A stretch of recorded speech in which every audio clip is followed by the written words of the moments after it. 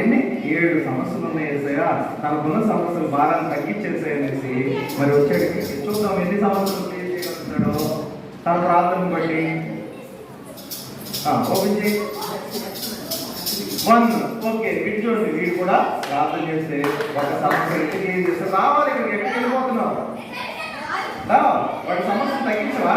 వాడి భారాన్ని తగ్గించవా? నువ్వు ఒక పిల్లలు పేరు చేయాలన్నా వాడు అసలు తొందరగా. ఓకే, నెక్స్ట్ వాళ్ళు చెప్తారు మీరు ఎవరు రావాలి.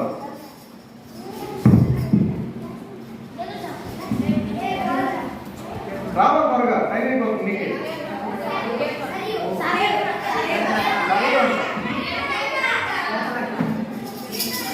సరే అది పేరు. ఓకే, సరే ప్రార్థన చూద్దాం. సరే కూడా మరి అక్క కోసం ప్రార్థన వాడికి పెళ్ళి నువ్వు చేతిలో పట్టి ప్రార్థన గట్టిగా చేయాలి. అక్క సమస్యలు పోయేలాగా ప్రార్థన చేయాలి. ఇంట్లో వచ్చిందంటే నో. ఓకే, ప్రేర్ చేద్దాం. నెక్స్ట్ మరి అటువైపు వాయిస్ నుంచి ఎవరు పంపిస్తున్నారు? చిన్నుగా. ఓకే, చీరా చిన్ను. ఇంత ఒకట్ల మీద అవుతుంది, అంత ఒకటి సమస్య మీద అవుతుంది. నిదానంగా ఒకటి తీసుకుంటూ వస్తున్నారు. అందులో పడిపోయి చూడు, అది పట్టుకో. పేరు చేసి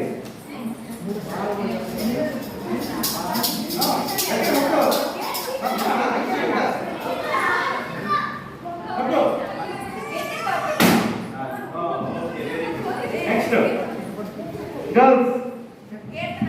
కీర్తనక అసలు ఏంటో కీర్తనక చూద్దామండి. కీర్తనకనే చెప్తారండి. కీర్తనక ఏం చేస్తుందో చూద్దామండి. ఎవరి దగ్గర త్వరగా సమస్యలు పోతే వాళ్ళు విన్ అయినట్టు. ఓపెన్ చేయ కీర్తనక. కీర్తనక కూడా 1. ఓకేనా? ఒక సమస్యను మాత్రమే క్లియర్ చేయడానికి ప్రార్థన చేసిందక్క. ఓకే, పేరు చేస్తాం.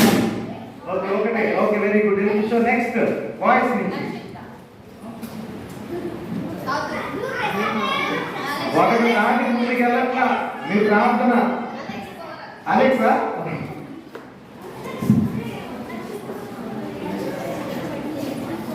అలెక్స్ తీసుకెళ్తుందా ఉండండి.